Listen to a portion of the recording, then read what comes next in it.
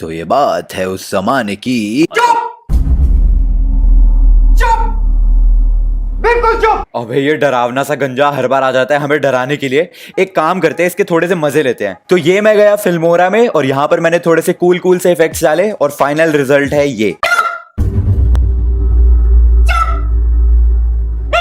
हाँ अब सही है, अब ये गंजा इतना डरावना नहीं लग रहा। तो तुम्हें भी अगर फिल्मोरा और उसके कूल कूल इफेक्ट्स डाउनलोड करने हैं, लिंक इन डिस्क्रिप्शन। और हाँ, बचपन में मेरा एक दोस्त था जिसका नाम था पीकू, और उससे अगर कुछ भी पूछो उसका एक ही रिप्लाई होता था, नहीं नहीं हमें नहीं भाता। एक दिन वो मेरे घर पे मेरी बर्थडे पार्टी पे आया, मम्मी ने उसके सामने खाने वाली प्लेट रखी। प्लेट को देखते ही पीकू बोलता, नहीं नहीं आंटी हमें नहीं भाता। मम्मी ने बोला, अच्छा बेटा कैंपा? नहीं नहीं आंटी हमें नहीं भाता। इन शॉर्ट पीकू को था एक ही चीज आता, नहीं नहीं आंटी हमें नहीं भाता। तो एक दिन हम सब दोस्त विद पीकू क्रिकेट खेल रहे थे अपार्टमेंट के ग्राउंड में। अपार्टमेंट के ग्राउंड से लग के था एक आंटी का घर, हिटलर आंटी। उसको पूरे अपार्टमेंट में हिटलर बोलते थे, क्योंकि एक तो वो आंटी थी बहुत लड़ाकी। अपार्टमेंट में एक ऐसा बंदा नहीं होगा जिसको उस आंटी ने सुनाया ना हो। और दूसरा, अगर क्रिकेट खेलते खेलते तुमने बाय चांस उनकी खिड़की पे बॉल मार दी तो तुम्हारी बॉल तो गई, तुम्हारे घर पे शिकायत भी होगी और तुम्हें इतनी गालियां सुनाएगी वो आंटी, इतनी गालियां सुनाएगी कि कानों में से खून निकल आए। अब पीकू जिसको कुछ नहीं भाता था, उसको क्रिकेट खेलना आता था।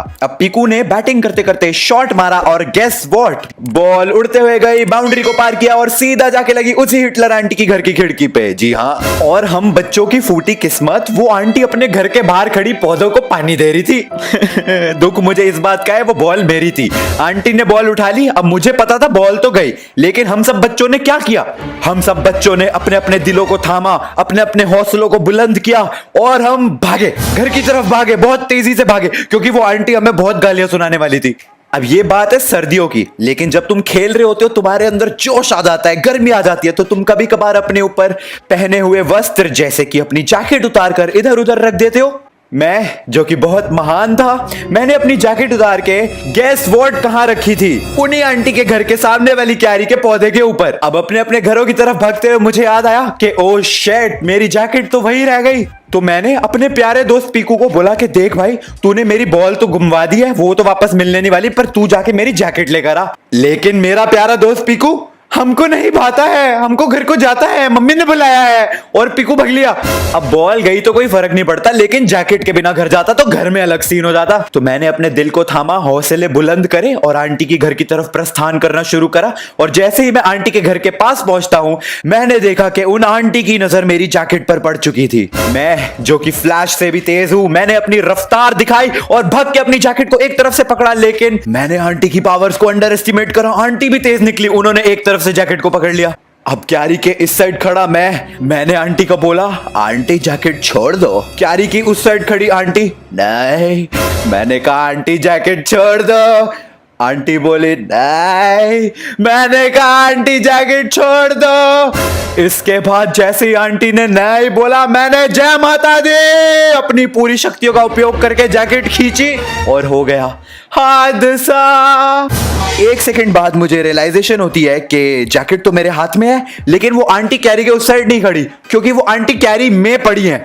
जी हाँ, मैंने जो अपनी पूरी शक्तियों का उपयोग करके उस जैकेट को खींचा, आंटी इतनी ज्यादा जिद्दी, उन्होंने जैकेट को छोड़ा नहीं और मेरे द्वारा लगाई हुई फोर्स के कारण जैकेट तो मुझे मिल गई, लेकिन वो आंटी पलट के कैरी में गिर गई। मैंने आंटी की मदद करने का सोचा ही था कि आंटी ने क्यारी में गिरे गिरे भी मुझे माँ, बहन, भाई, बाप, दादा, फूफा, चाचा, पड़ोसी सबकी इतनी गालियां सुनाई कि मैंने सोचा भाई इनकी मदद करने का भी कोई फायदा नहीं है, निकलो भाई निकलो। मैं भागा और अपने घर के सामने पहुंचा और थैंकफुली आंटी को मेरे घर का नंबर नहीं पता था। मैंने देखा कि आंटी गेट के पास आई, चिल्लाते हुए, गालियां देते हुए, वो लड़का कहां रहता है, उसने मेरे को गिरा दिया, वो लड़का कहां रहता है, ये वो। लेकिन थैंकफुली आंटी को कभी नहीं पता चला कि वो लड़का कहां रहता था। अब इस स्टोरी से दो सीख मिलती है। पहली कि पीकू जैसे दोस्त जिनको कुछ नहीं भाता है, इनको कुछ नहीं आता है, टाइम पड़ने पर ये घर को भाग जाता है। और दूसरी, ये बुजुर्ग लोगों की दिक्कत क्या है, साला क्रिकेट खेलने ही नहीं देते। मतलब घर की खिड़की पे बॉल लग गई तो बॉल उठाकर भाग जाते हैं, जैकेट उठा के भाग जाते हैं। ये जो क्रिकेटर्स फेमस होने के बाद बोलते हैं हमने बहुत दिक्कतों का सामना करा है, हमारे बचपन में बहुत मुश्किलें थी। अरे यही बुजुर्ग लोग तो थे इनकी मुश्किल। अब इस हादसे के बाद अपार्टमेंट के गार्डन में क्रिकेट खेलना बंद हो गया, मैंने क्रिकेट खेलना बंद कर दिया। अब क्या पता कि मैं भी अगर आज क्रिकेट खेल रहा होता तो मैं भी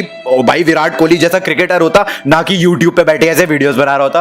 बट वैसे जो भी बात अच्छे के लिए हुआ ना, आज 3 लाख सब्सक्राइबर्स होने वाले हैं। हो सकता है जब तक ये वीडियो अपलोड हो शायद 3 लाख सब्सक्राइबर्स हो चुके हो। तो Q&A कर लेते हैं। Q&A के क्वेश्चंस मुझसे पूछ लो ऑन ट्विटर। इस बार सिर्फ ट्विटर पे @triggeredinsan क्वेश्चंस पूछ लो। और अगर वीडियो पसंद आई हो तो नीचे लाइक वाले बटन को दबा देना, नोटिफिकेशंस वाले बेल आइकन को दबा देना, कमेंट्स में बता देना वीडियो कैसी लगी। अगली वीडियो में मिलेंगे। Thanks for watching. It's story time, it's story time, it's story time.